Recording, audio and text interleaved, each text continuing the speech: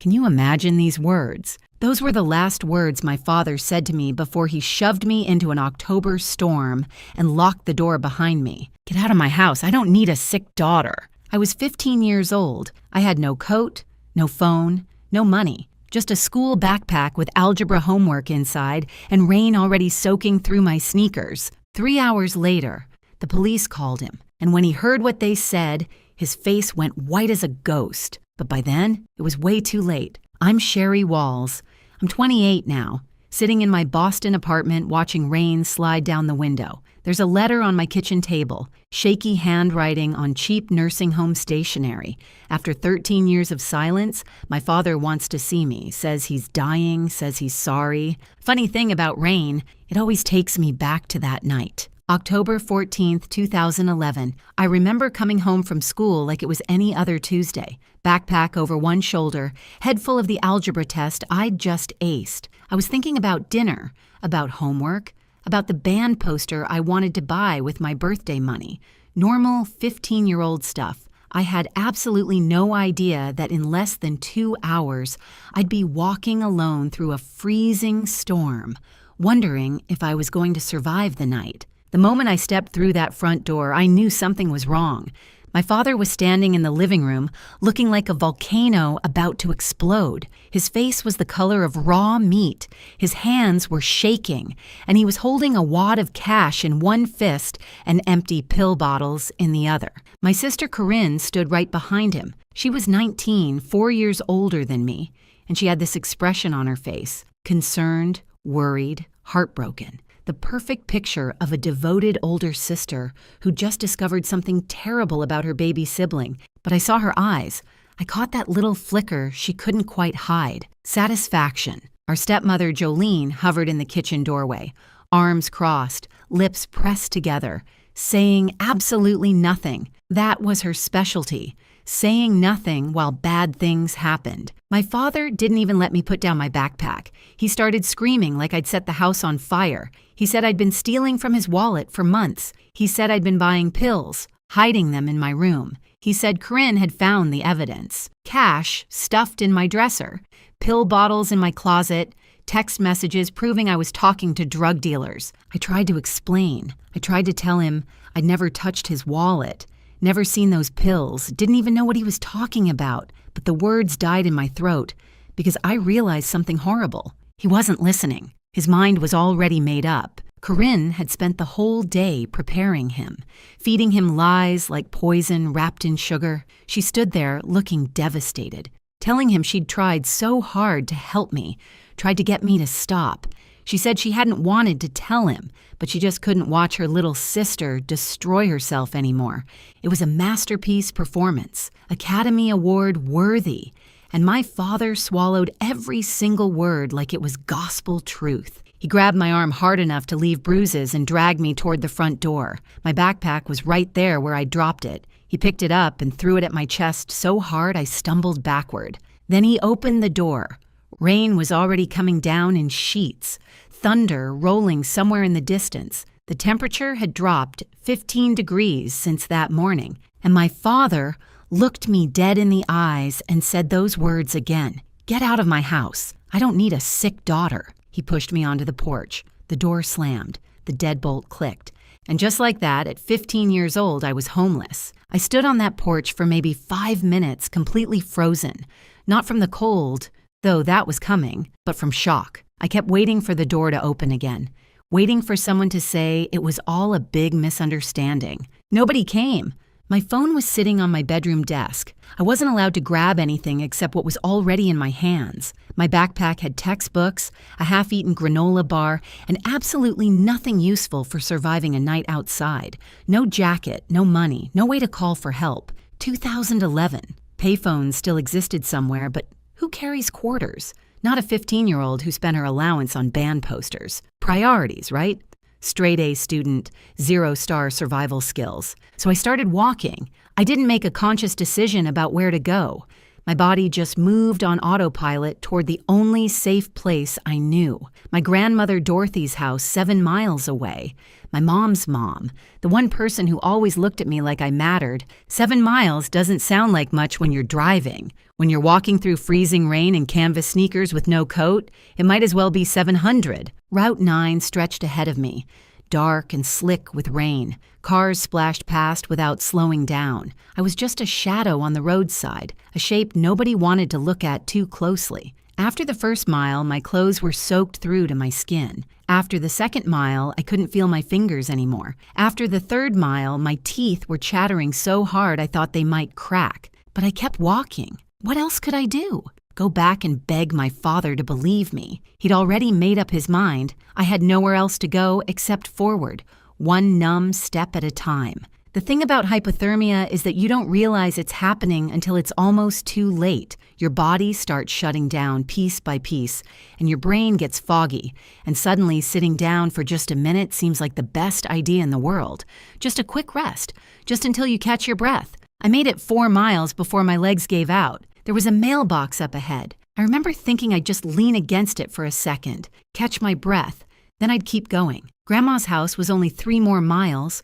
I could make it, but my knees buckled before I got there. The gravel came up fast, and then everything went dark. 3 hours after throwing his daughter into a storm, my father's phone rang. The voice on the other end was cold and professional.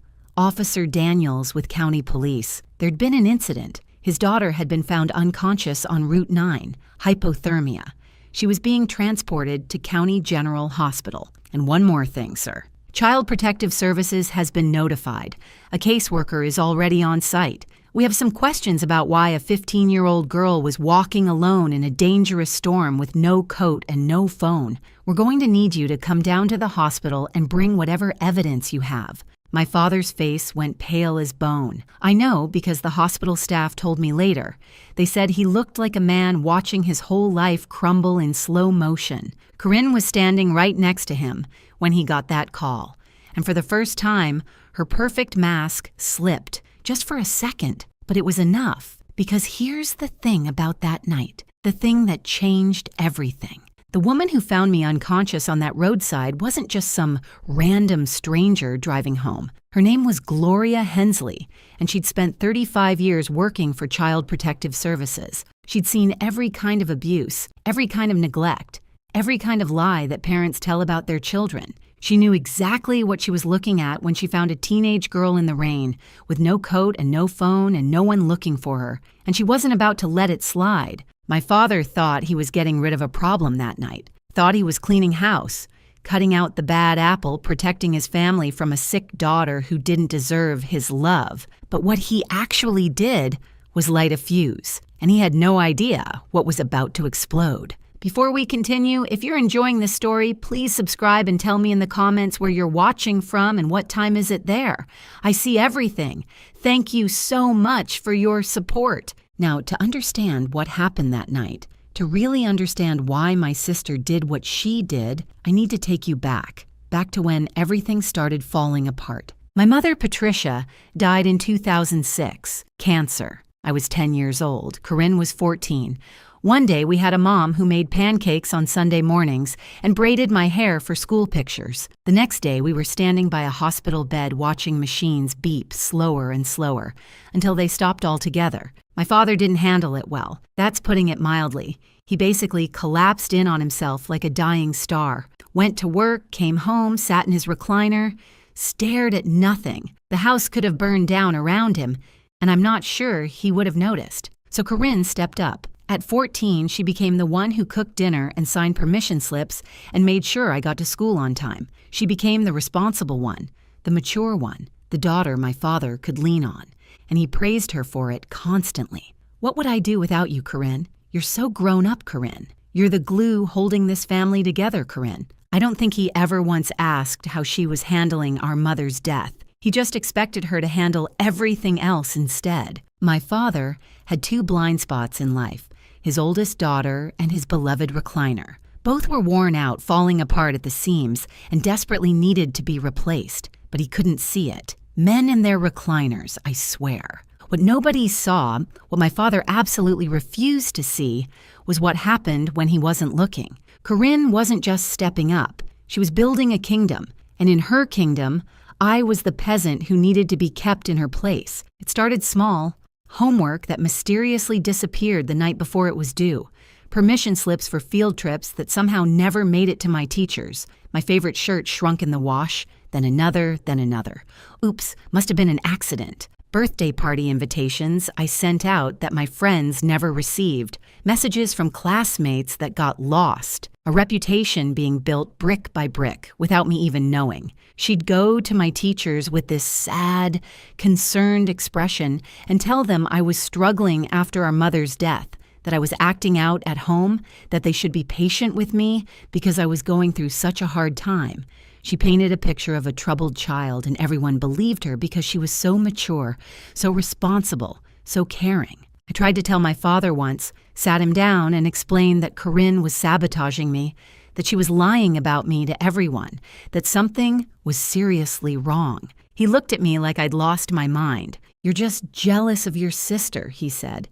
"She's trying to help this family. You should be grateful." After that, I learned to keep my mouth shut, stay small, stay quiet, survive until I could get out. 2 years after my mom died, my father remarried. Jolene was nice enough at first. She smiled a lot and made casseroles and tried really hard to be part of our family. Corinne immediately started calling her mom. It was strategic, I think, a way to cement her position as the good daughter, the loyal one. I couldn't do it. I couldn't call this stranger mom when my real mother had only been gone 2 years. It wasn't about Jolene. It was about my own heart not being ready. But that quiet rebellion cost me. From that day forward, Jolene treated me like an outsider in my own home. She and Corinne formed their own little club, and I wasn't invited. By the time I was 15, the lines were clearly drawn. Corinne was the golden child, the favorite, the one who could do no wrong.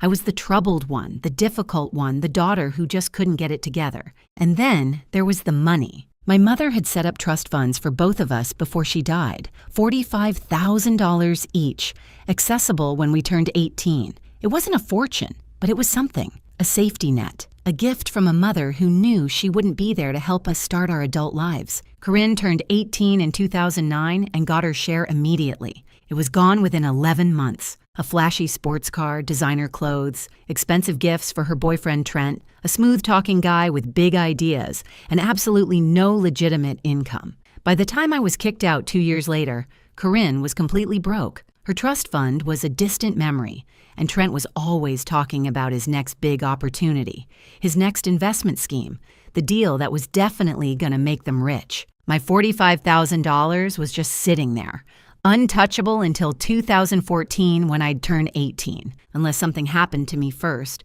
See, my mother's trust had a clause in it, a protection mechanism she probably thought would help us. If either daughter was declared legally incompetent or institutionalized before age 21, her share would be managed by a court-appointed family guardian until she recovered. Corinne and Trent figured out what that meant. If I got institutionalized for substance abuse, say because my father found pills and cash and evidence of drug dealing in my room, then someone would need to manage my trust fund on my behalf.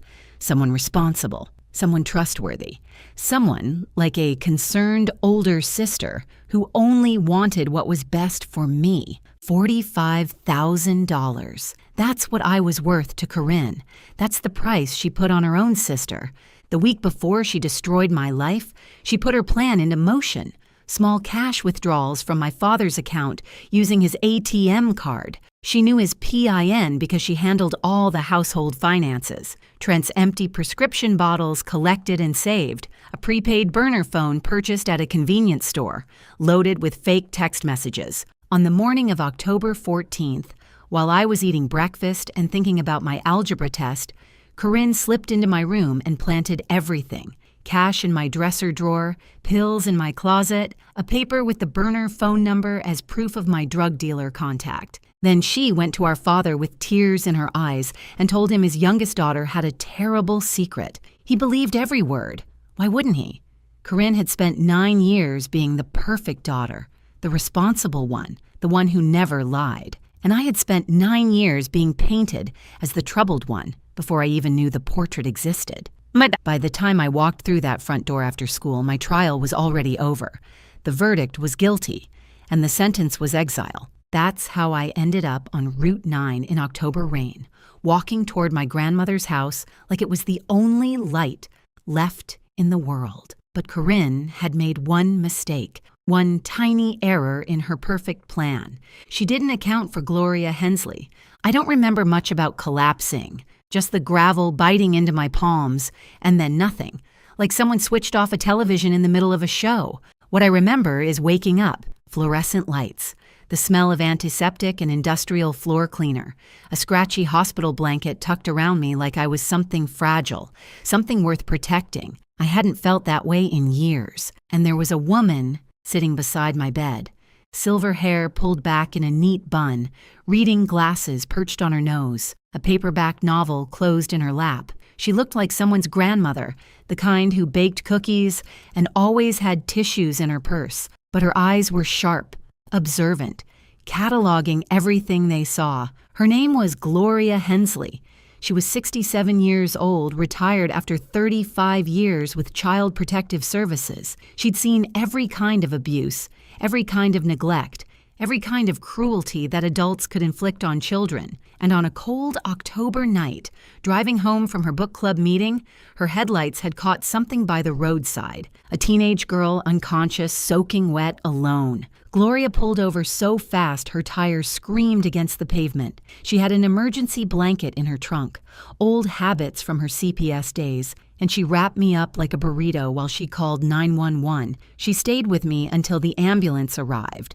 She followed the ambulance to the hospital, and when I woke up 4 hours later, she was still there. That woman might have saved my life, not just because she found me before the hypothermia finished what the storm started, but because she was exactly the right person at exactly the right moment. She handed me a cup of coffee when I opened my eyes. Hospital cafeteria coffee, the kind that tastes like regret brewed at 200 degrees. "This is terrible," she said, "but it's warm." I laughed. Actually laughed, for the first time in hours, maybe days. She smiled back, this knowing, gentle smile that said she understood more than I realized. "There she is," she said, "now.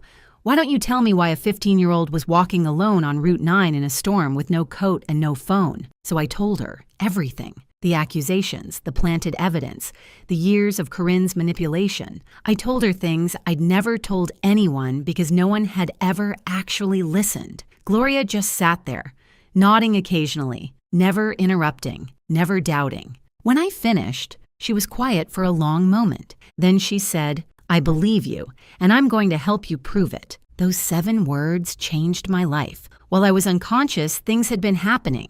The hospital contacted police because a minor had been found in a dangerous situation. Police tried to reach my next of kin. That meant calling my father. I would have loved to see his face when Officer Daniels delivered the news. Apparently, it went something like this. "Mr. Walls, your 15-year-old daughter was found unconscious on Route 9. She says you expelled her from your home this evening during a storm. Hypothermia. She's at County General. We need you to come in. And sir, Child Protective Services has been notified. A caseworker is already on site. Bring whatever evidence you have." My father and Corinne arrived at the hospital around 10:15 that night. I was awake by then, sitting up in my hospital bed with Gloria beside me. Also in the room, a CPS caseworker named Maria Santos and a uniformed police officer. Not exactly the welcome committee my father was expecting. He looked shaken, not guilty, not yet.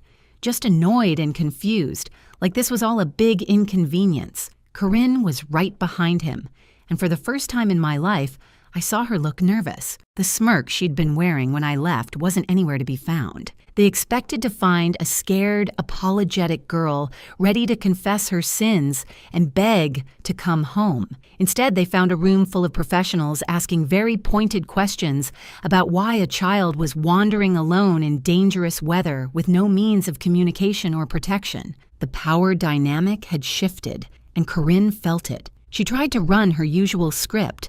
Concerned older sister, troubled younger sibling. We just want what's best for her. But Maria Santos wasn't buying it. 30 years of social work had given her a finely tuned radar for deception, and Corinne was setting off every alarm.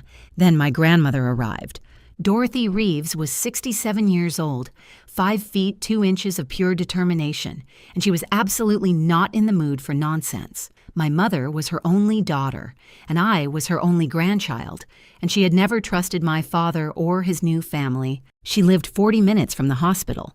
She made it in 25. I heard her before I saw her, that distinctive click of sensible heels coming down the hallway at a pace that meant business. She swept into my room like a small, silver-haired hurricane and immediately positioned herself between me and my father. "That's my granddaughter," she announced to everyone present. "What has this fool done now?" My father tried to explain, tried to justify, started talking about the stealing, the pills, the evidence. Dorothy listened for about 30 seconds before holding up one hand. "Raymond," she said, "I've known you for 15 years, and you've never been the sharpest tool in the shed. But this might be your dumbest moment yet. You threw a child into a storm based on what? Pills that appeared out of nowhere? Cash that magically materialized? Did you even ask her side of the story?" He opened his mouth, closed it, opened it again. Dorothy nodded. "That's what I thought. Here's the thing about my grandmother. She didn't just love me, she fought for me. That night, while I sat exhausted and hypothermic in a hospital bed, Dorothy Reeves went to war. She demanded an emergency custody hearing. Right there, right then. It was nearly midnight, but she didn't care. She called a family court judge who owed her a favor. Apparently, Dorothy had been on the PTA with his wife for 15 years and got him on the phone. The hospital social worker presented the facts. A minor child expelled into dangerous weather conditions. No investigation conducted before expulsion. No attempt to verify accusations. Child found unconscious with early-stage hypothermia. Father's evidence unexamined by any professional. By 12:30 in the morning, I had a new home. Emergency temporary guardianship was granted to Dorothy Reeves effective immediately. My father was ordered to have no contact with me until a full investigation was completed. CPS would be interviewing everyone. Me, Corinne, my father, Jolene, and they would be taking a very close look at that so-called evidence. As we walked out of the hospital, my father tried one more time. He reached toward me, started to say something. Dorothy stepped between us without breaking stride. "You don't get to touch her," she said. "You don't get to talk to her. You had your chance to be her father, and you threw it away. Literally threw it into a storm. Now we're leaving." She guided me out to her old Buick, the one she'd been driving since before I was born, helped me into the passenger seat, tucked another blanket around me even though the car heater was already blasting. I looked at her with tears streaming down my face. "Grandma, I don't even have clean clothes. I don't have anything." She patted my hand, her eyes fierce and gentle at the same time. "Honey, you have me, and I have a Target card.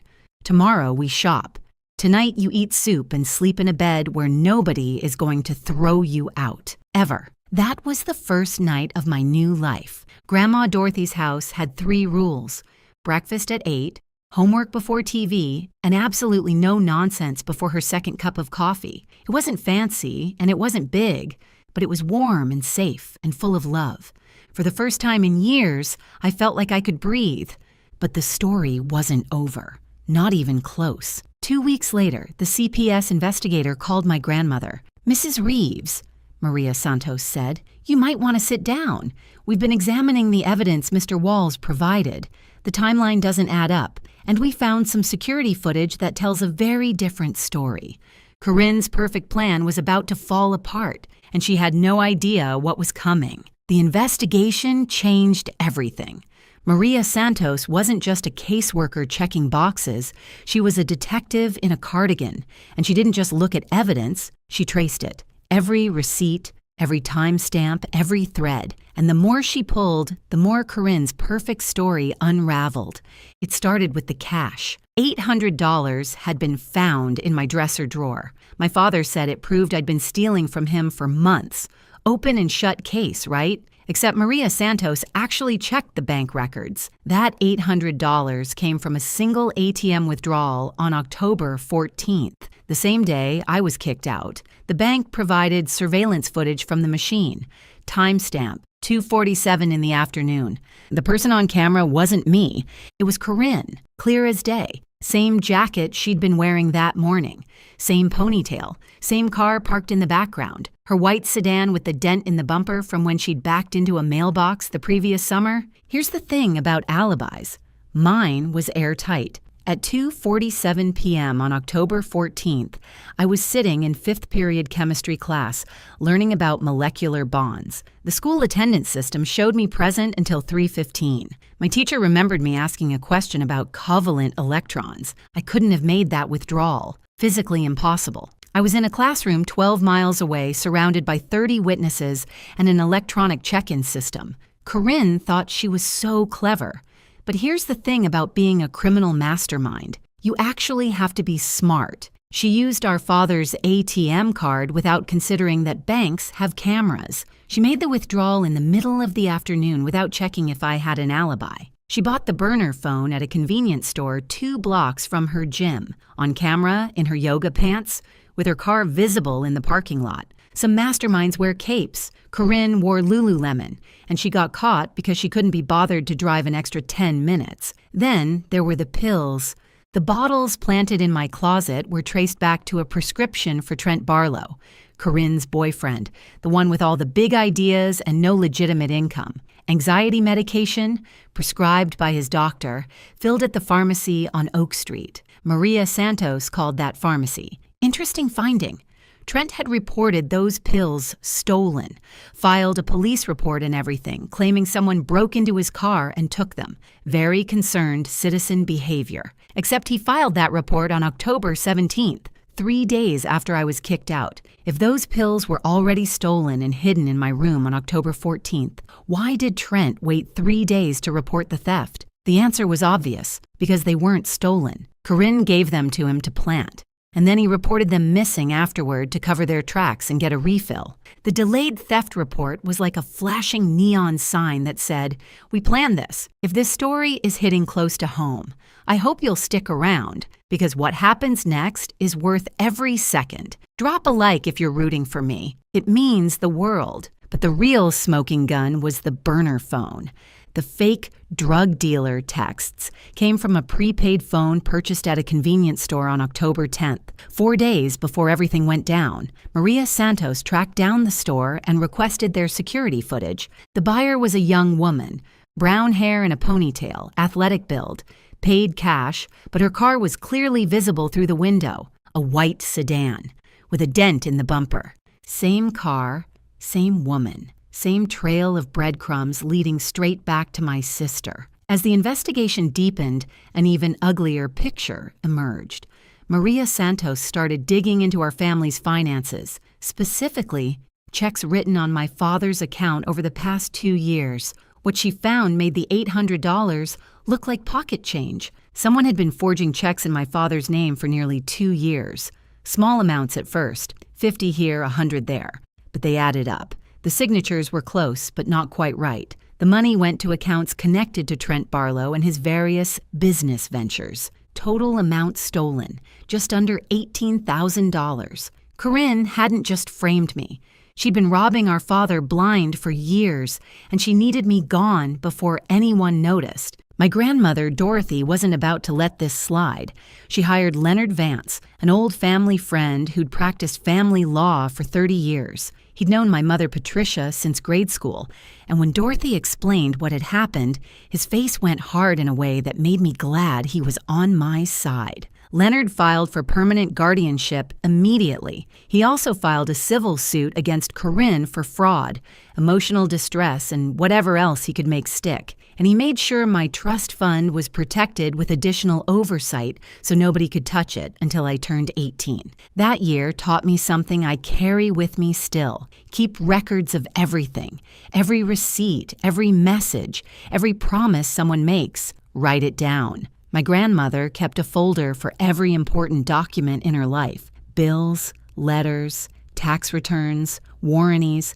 She called it her paper insurance. After everything that happened, I started doing the same thing. I was 16 years old and I bought my first filing cabinet. Still have it, still use it. Some habits save your life. Living with Grandma Dorothy was like learning to breathe again after years of holding my breath. Her house wasn't big or fancy.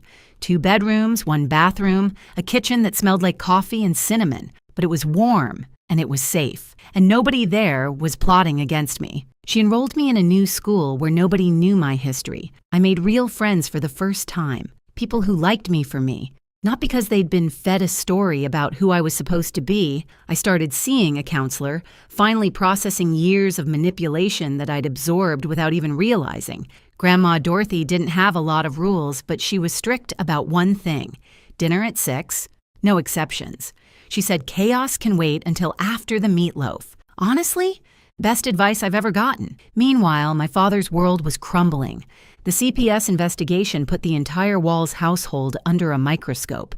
Raymond was questioned multiple times, each session leaving him more exhausted and confused. How had he missed so much? How had he been so blind? Jolene started sleeping in the guest room. Conversations between them became clipped, tense, loaded with accusations neither of them wanted to say out loud, and Corinne was furious.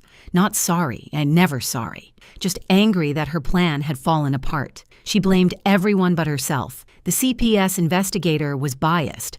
The bank footage was misleading. Trent's prescription records were a misunderstanding. The golden child's crown was slipping, and she couldn't stand it. Leonard Vance spent months building an airtight case. Bank records, surveillance footage, pharmacy documents, phone purchase receipts. He collected witness statements from Gloria Hensley, from my teachers, from neighbors who'd noticed Corinne's car coming and going at odd hours. Even some of Corinne's former friends came forward. Turns out she'd burned a lot of bridges over the years, and people were happy to share stories about her lies, her manipulation, her casual cruelty. The court date was set for March 2012. But 1 month before the hearing, something unexpected happened. Trent Barlow got arrested in Nevada.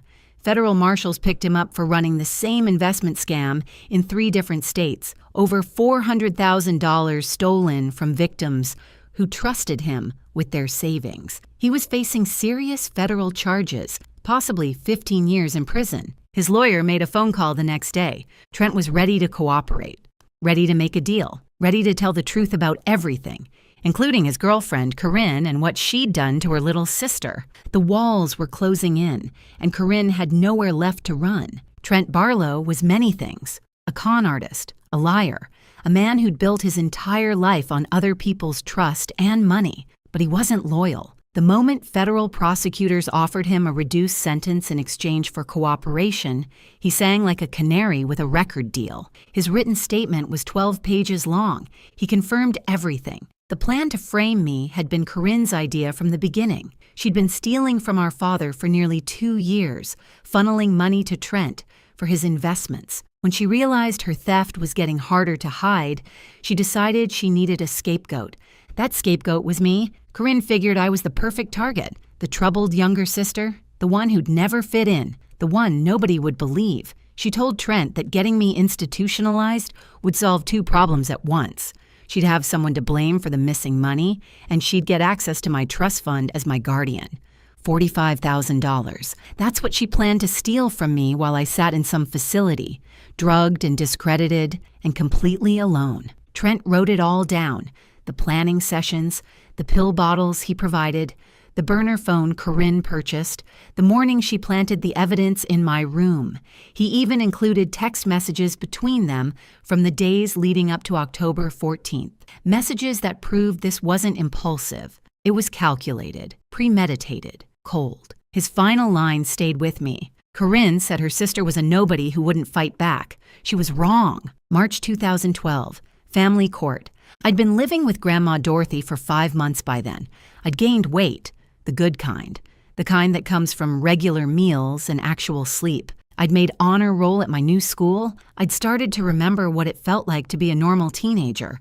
But walking into that courtroom, I felt 15 again, scared and small and wondering if anyone would believe me. Grandma Dorothy squeezed my hand. Leonard Vance nodded reassuringly. And Gloria Hensley was there too, sitting in the gallery, wearing the same reading glasses and the same fierce expression she'd had the night she found me. The hearing was supposed to be about guardianship, simple stuff. making Dorothy's temporary custody permanent, establishing support obligations, that kind of thing. But it turned into something much bigger. The district attorney had gotten involved. With Trent's confession and the mountain of evidence Maria Santos had compiled, this wasn't just a family court matter anymore. There were criminal charges on the table. Corinne sat on the other side of the courtroom with a public defender she'd met an hour before. She looked smaller than I remembered, paler. The confident golden child who'd controlled our household for a decade now looked like exactly what she was, a scared young woman whose lies had finally caught up with her. Our father sat alone in the gallery.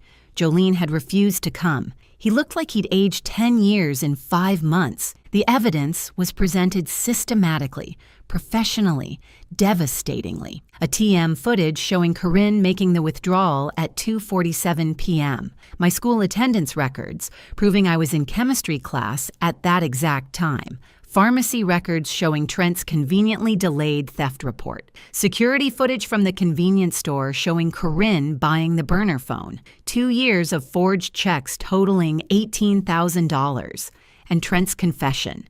Read into the record word by word. When it was Corinne's turn to take the stand, she tried to maintain her story, tried to look confused and innocent and deeply concerned about her troubled sister. The prosecutor wasn't having it. "Ms. Walls," she said, showing the ATM photograph, "is this you at First National Bank on October 14th at 2:47 p.m.? Corinne swallowed. She looked at the image of herself, clear as daylight. I was getting money for groceries." Groceries. The prosecutor nodded slowly. $800 in cash for groceries. And you didn't mention this withdrawal to your father when you accused your sister of stealing that exact amount later that same day? Silence. And the location of this ATM. It's 12 miles from your sister's school, a school where attendance records show she was present until 3:15 p.m. Can you explain how she could have made this withdrawal while sitting in chemistry class? More silence. Corinne's public defender objected, but there was nothing to object to.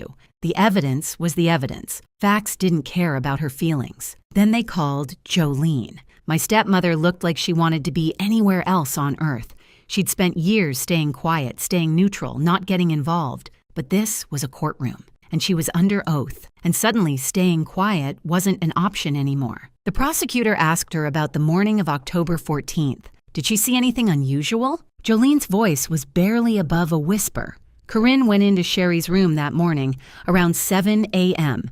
She said she was borrowing a hair tie. Did she come out with a hair tie? No. She came out empty-handed. And did you notice anything else in the days before the incident? Jolene closed her eyes. She looked like she was bracing for impact. 2 days before, I overheard Corinne on the phone with Trent. She said, "Everything is in place." And then she laughed. The courtroom went absolutely still. When they called our father to testify, I almost felt sorry for him.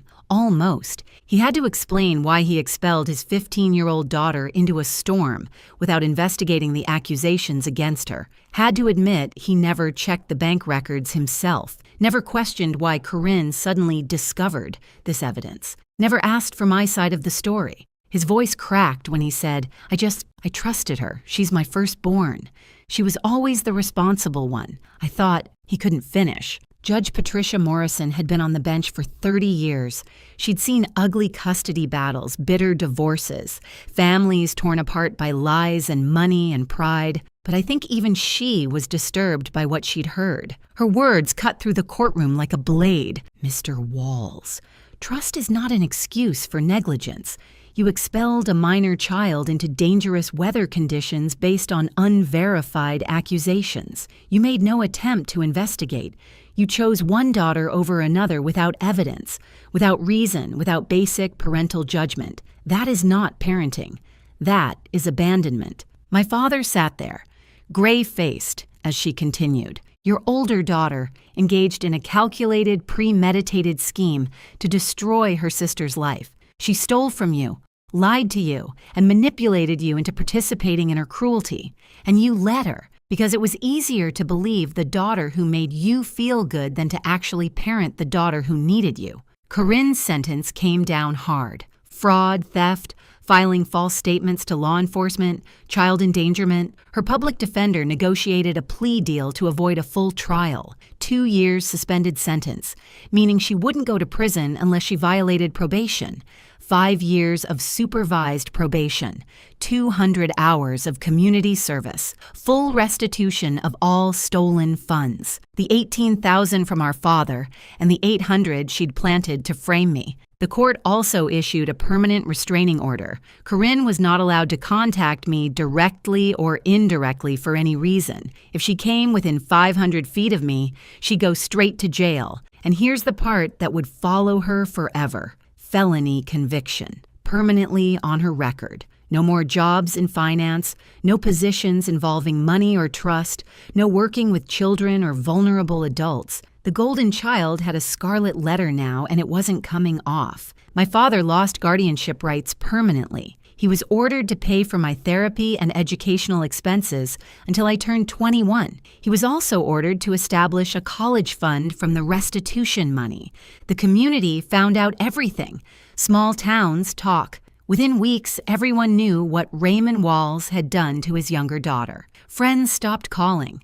Neighbors looked away. His church group suddenly had scheduling conflicts whenever he tried to attend. Jolene filed for divorce 6 weeks later. She'd been complicit in my suffering, and she knew it, and she couldn't stand to be reminded of it every time she looked at her husband. The judge turned to me at the end. "Miss Walls," she said, "you've shown remarkable resilience in the face of extraordinary cruelty. The court grants full permanent custody to your grandmother, Dorothy Reeves. Your trust fund will remain protected until you reach 18, and I sincerely hope you have a better future than your past." I wanted to say something clever, something memorable. I wanted to say, "Your Honor, you should see me parallel park.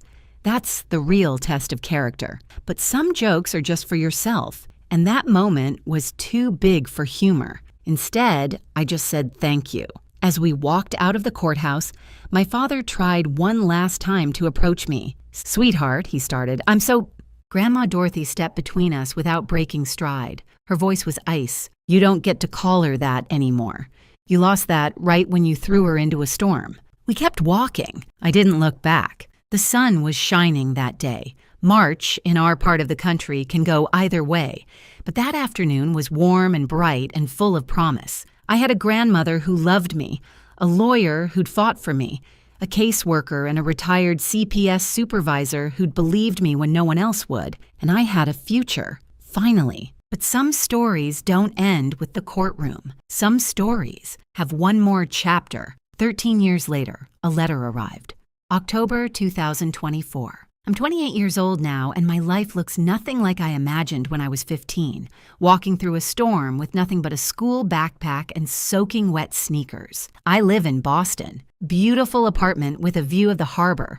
Morning light that streams through windows I actually chose myself. I'm a marketing director at a tech company. Good salary, good benefits, good people. I worked my way up from an internship, and every promotion felt like another step away from who I used to be. And I'm engaged. His name is Colin. He's a pediatric nurse, which tells you pretty much everything you need to know about his heart. We met at a charity event 2 years ago. I was there for work. He was there because he actually cared. He spilled wine on my dress, apologized for 10 minutes straight, and then made me laugh so hard I forgot to be annoyed. We're getting married in the spring. Life is good. Life is really, genuinely, unbelievably good. Then the letter arrived. It came to my grandmother's address. Dorothy still lives in the same house, still sharp as ever at 80 years old, still following her 3 rules. Breakfast at 8, homework before TV, no nonsense before coffee.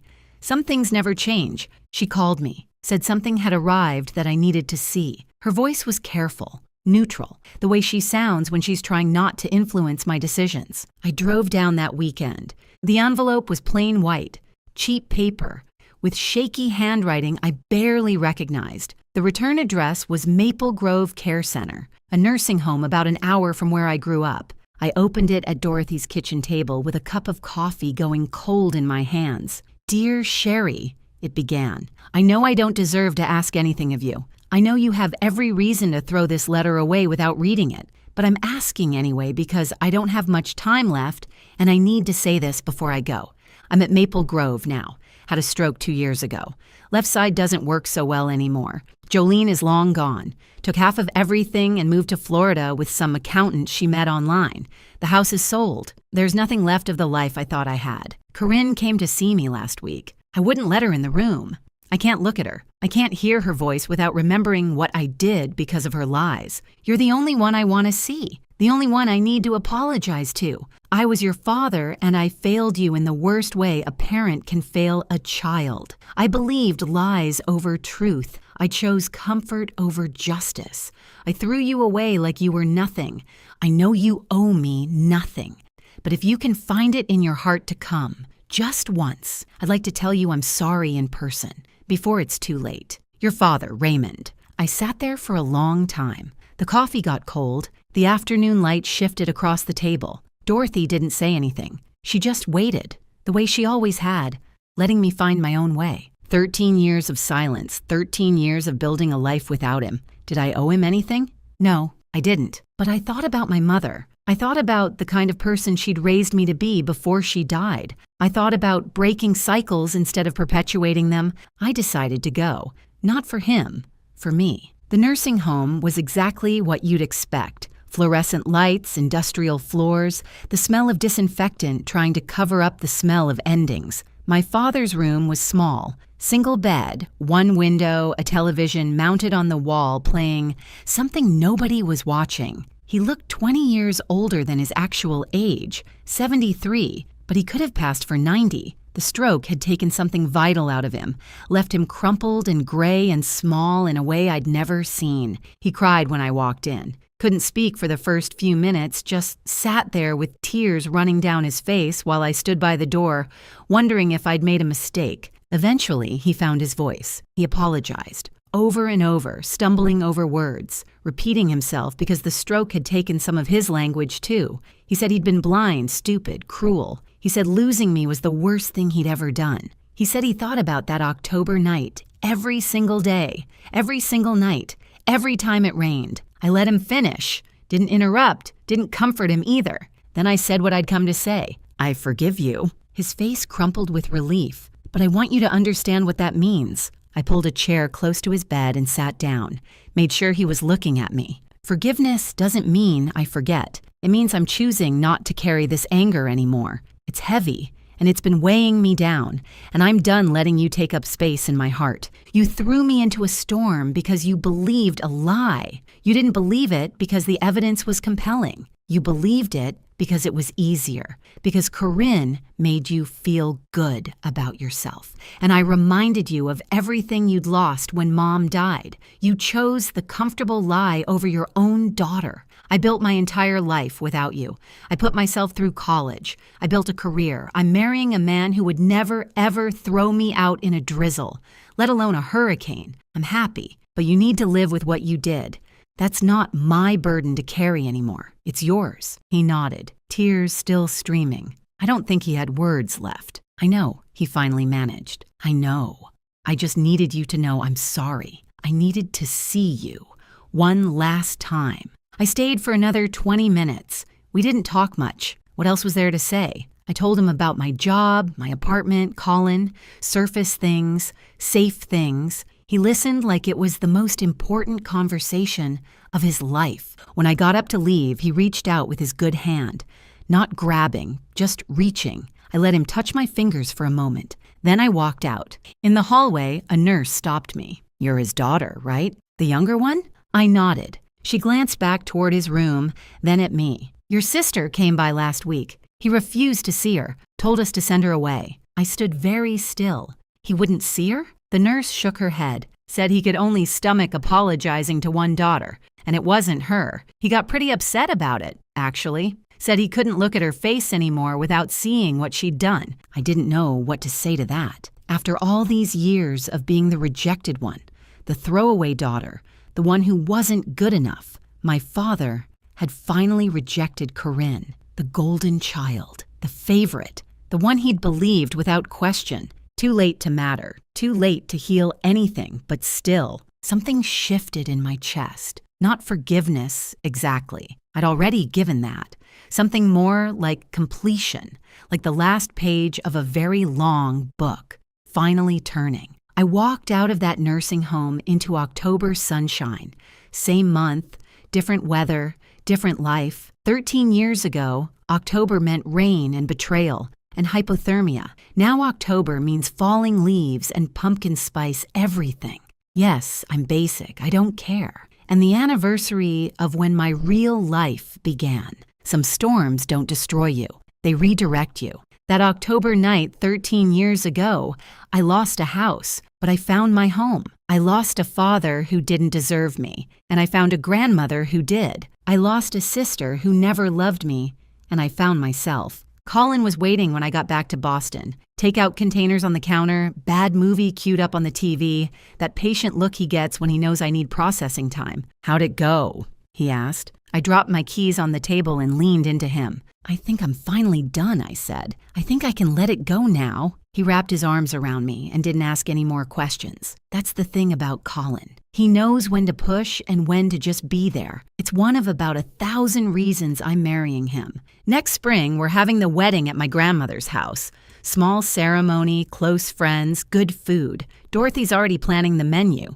Meatloaf is definitely on the list. And somewhere out there, Corinne is working night shifts and wondering where her life went wrong. My father is in a nursing home, alone with his regrets. Jolene is in Florida, pretending none of us ever existed. But me? I'm in Boston, building something beautiful. I've got a career I earned, a partner who loves me, a grandmother who'll probably outlive us all through sheer stubbornness. And yes, I finally got that band poster properly framed, the one I bought with my allowance the week before everything fell apart. I found the same one online a few years ago, paid way too much for it, hung it in my office where I can see it every day. Some things are worth waiting for. Thanks so much for watching. More of my most gripping stories are already on your screen. Click one now and don't miss the best part. You will love it. See you in the next story.